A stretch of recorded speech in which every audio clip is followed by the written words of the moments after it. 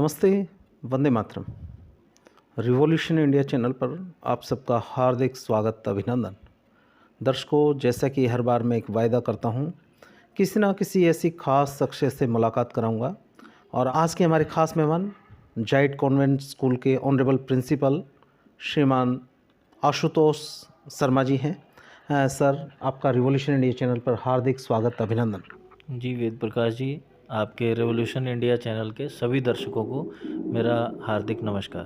दर्शकों, ऐसे प्रशासनिक अधिकारी एमबीए करने के बाद, एमबीए में अपनी निपुणता प्राप्त करने के बाद आशुतोष जी ने किसी बिजनेस की तरफ कदम बढ़ाने के बजाय अपने ही किसी शिक्षण संस्थान को आगे चलाने का एक सपना सजाया और उसमें किस प्रकार की उनकी जर्नी रही है, किस प्रकार की उनकी यात्रा रही है, उस यात्रा को जानने का प्रयास करते हैं।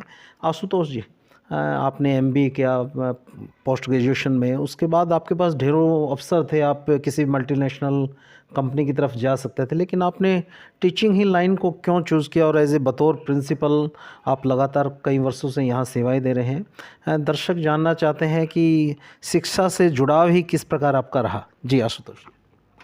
सर देखिए, सबसे पहले तो मैं बताना चाहूँगा कि एमए इंग्लिश और बीएड करने के बाद जी फिर एक था कि पब्लिक सेक्टर में भी, सर्विस सेक्टर में भी हमें सीखना चाहिए, तो उस वजह से मैंने एमबीए किया कि एक पब्लिक डीलिंग क्या है उसको सीखा जा सके।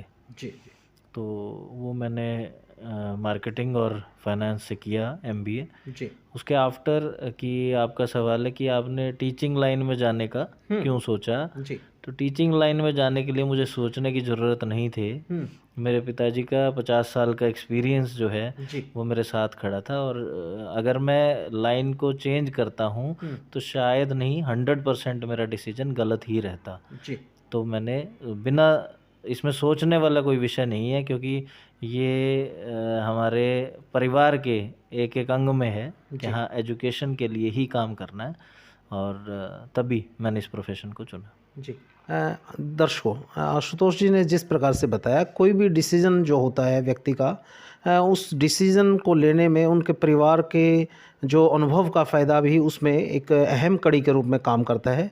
जिस प्रकार से आशुतोष जी ने बताया, निश्चित तौर पर इनके आदरणीय पिताजी बहुत बड़े शिक्षाविद रहे हैं। हरियाणा प्रदेश के नहीं, पूरे भारतवर्ष में एक शिक्षाविद के रूप में उनका नाम जाना पहचाना है, और उसी का अनुभव इनको लगा कि जब उनका सानिध्य इनको मिला है, उनका आशीर्वाद इनके साथ है, निश्चित तौर पर वहाँ असफलता की कोई जगह नहीं नज़र आ रही थी। आशुतोष जी, जिस प्रकार से जाइट कॉन्वेंट स्कूल के आप बतौर प्रिंसिपल हैं, क्या मेन ऑब्जेक्टिव आप लेके चले हैं? किस प्रकार से स्कूल को नित नई ऊंचाइयों पर ले जाने के लिए क्या किस प्रकार की आपकी रणनीति है? जी आशुतोष जी। देखिए, मैनेजमेंट के साथ बैठ के जब जाइट कॉन्वेंट स्कूल हम लोगों ने ओपन किया, तो इसमें आदरणीय बंसल सर आ गए, साथ में फादर साहब डायरेक्टर श्री नरेंद्र नाथ शर्मा जी आ गए। उन सब का साथ में मेरा, हम सब का एक मोटिव यही रहा कि बच्चे को ओवरऑल एजुकेशन डेवलपमेंट कहाँ मिलेगी, और उसको ध्यान में रखते हुए काम करना है। हमारा फर्स्ट टारगेट यही था कि ना केवल बच्चा सिर्फ एजुकेशन या एकेडमिक्स में रहे, बल्कि वो स्पोर्ट्स में, कल्चरल में, और भी जितने भी प्लेटफॉर्म्स बच्चे को हम दे सकते हैं। म्यूज़िक हो सकता है, सिंगिंग हो सकता है, इंस्ट्रूमेंटल हो सकता है, आप एक अच्छे साइंटिस्ट बन सकते हैं। तो वो डिफरेंट डिफरेंट विंग्स बच्चे की तैयार हों और उनको प्लेटफॉर्म मिले, उनको बाकायदा हम गाइड करें कि आपके पास और क्या स्कोप अवेलेबल है। वो सबको ध्यान में रखते हुए हमने इस टारगेट को चुना कि एक ऐसा स्कूल रेडी किया जाए जहाँ पे ना केवल एक बच्चा होड़ में साइंस लेनी है, मेडिकल नॉन मेडिकल लेना है, सिर्फ इंजीनियरिंग करनी है, बाकायदा उसको छोड़ के और फील्ड में भी उसके क्या स्कोप है, ये सब इन्फॉर्मेशन देने का काम स्कूल करे, और अपने हर बच्चे को उसकी हर फील्ड चूज़ करने के लिए उसकी मदद करे। ऐसा मान के हमने इस स्कूल का निर्माण किया। जी आशुतोष जी, सोच नेक सोच थी, पूरी मैनेजमेंट की नेक सोच थी, लेकिन उन नेक सोच को ज़मीनी स्तर पर लागू करना एक बहुत बड़ा एक महत्वपूर्ण काम, एक बतौर प्रिंसिपल एक महत्वपूर्ण एक जिम्मेवारी आशुतोष जी के कंधों पर थी।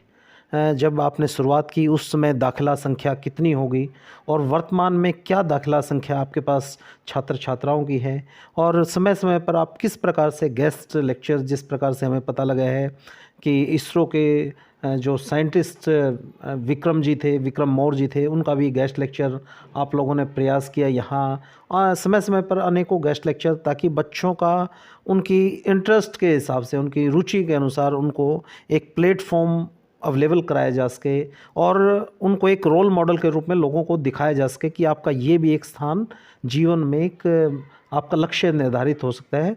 तो बतौर प्रिंसिपल क्या क्या और मन में विचार आता है कि इस जाइट कॉन्वेंट स्कूल को किस प्रकार से बुलंदियों तक ले जाया जा सकता है? जी, देखिए जो आपने विक्रम जी की बात की, विक्रम जी स्टूडेंट रहे हैं जाइट इंजीनियरिंग कॉलेज के। जी। तो हमारे जाइट के अगर वो स्टूडेंट रहे हैं और उन्होंने आज जाके इसरो में अपना एक नाम कमाया है कि वो उस टीम का हिस्सा रहे जिन्होंने चंद्रयान को स्थापित किया, तो नेचुरल है उनका गेस्ट लेक्चर बनना, यहाँ होना ज़रूर चाहिए। और सबसे बड़ी बात कि उनके लिए ये एरिया जो है वो उनका जो मदरलैंड है वो है।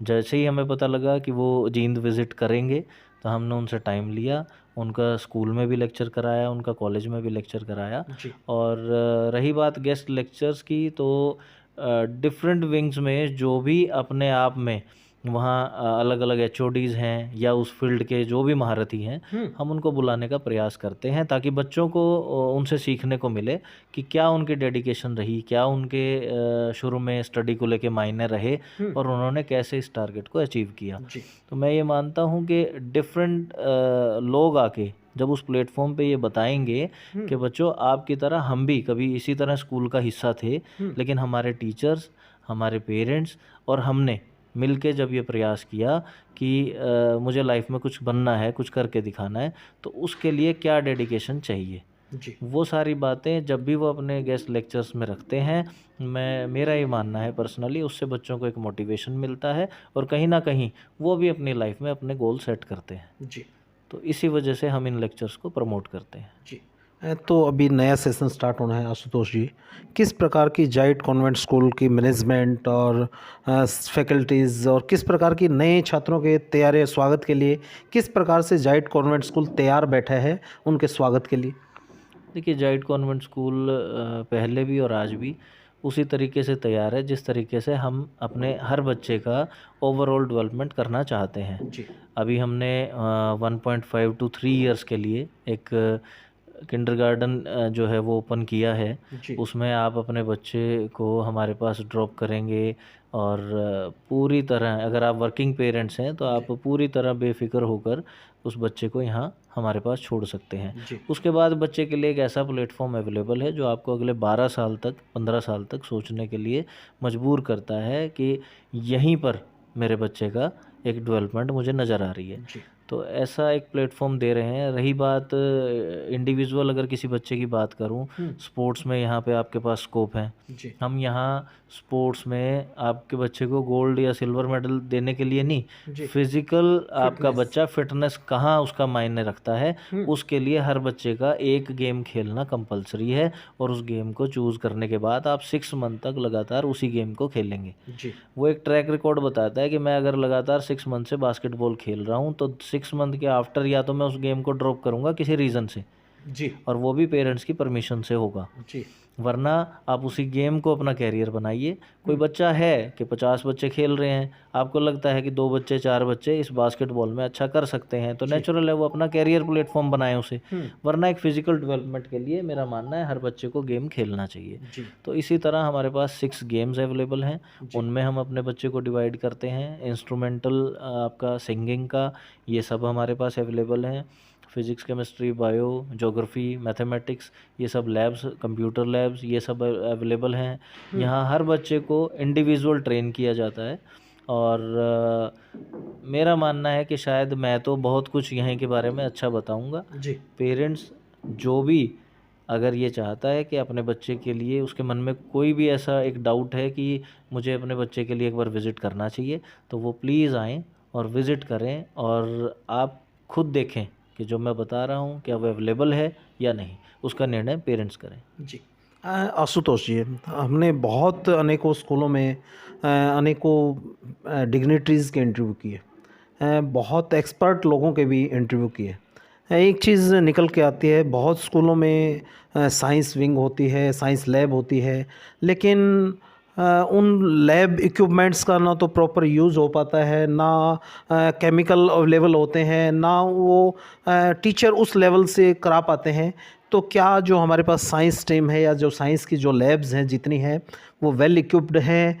क्या उनका प्रॉपर जो एक एक्सपेरिमेंट अकॉर्डिंग टू सिलेबस और अकॉर्डिंग टू एकेडमिक्स जो अवेलेबिलिटी है उसके अनुसार क्या वास्तव में हम उस स्थिति में है कि जायट कॉन्वेंट स्कूल वास्तव में जो लैब एस्टेब्लिश कर रखे हैं उनको बहुत अच्छे से बच्चों के वेलनेस के लिए वो यूटिलाइज़ कर रहे हैं उसकी? देखिए वेद प्रकाश जी, मैं पहले भी यही कहा कि इंडिविजुअल एक एक बच्चे पे क्या कार्य कर सकते हैं उसको ध्यान में रख के हमने ये सेटअप किया है। जी। उसका मैं अभी आपको ये बता के ही हटाऊँ कि मैं तो यहाँ के बारे में बहुत अच्छा कहूँगा, जी। लेकिन एक पेरेंट्स जब विज़िट करता है, वो देखता है, उस वो इक्विपमेंट भी देखे, वो लैब भी विज़िट करे, वो इवन आके यहाँ मेरे क्लासेस के बच्चों से जी। भी इंडिविजुअली मिलना चाहे तो मुझे कोई दिक्कत नहीं है। ठीक है, रही बात आपका, बहुत सारे स्कूल्स हैं, सब हमारे ही आपस में साथी हैं। जी। ठीक है, 11th-12th है, 9th-10th है, सब जगह प्रैक्टिकल्स होते हैं। सब विद्यालय अपने आप में, मेरा नहीं मानना कि कोई भी विद्यालय अपने स्टूडेंट के साथ कहीं भी कोई कमी छोड़ता है। जी। बड़ा और छोटा होना अलग विषय है, ठीक है, लेकिन अगर किसी छोटे विद्यालय में भी कोई बहुत अच्छा कैलिबर वाला बच्चा है तो वो रोके नहीं रुकेगा, जी। वो ज़रूर ऊंचाइयां छुएगा, क्योंकि उसके पीछे उसकी मेहनत है, उसके टीचर्स की मेहनत है, उसके पेरेंट्स के प्रयास हैं। जी। तो हाँ, हमारे यहाँ ज़रूर हमने बहुत अच्छी लैब्स दी हैं, बहुत अच्छे इक्विपमेंट यूज़ किए हैं। आप किसी भी लैब को विज़िट करना चाहें, पूरे प्रॉपर इंस्ट्रूमेंट देखना चाहें अकॉर्डिंग टू आईसीएसई जी। जो आपके सिलेबस में है, वो सब इंफ्रास्ट्रक्चर हमारे पास अवेलेबल है। और हमारा 6th ऑनवर्ड हर बच्चा प्रैक्टिकल के लिए लैब में जाता है। जी।